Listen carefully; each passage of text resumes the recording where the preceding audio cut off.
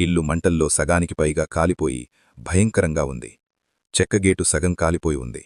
అక్కడ ఎవరో బొగ్గుతో రాసినట్టు అక్షరాలు. తలుపులు తెరవక అనే అక్షరాలు.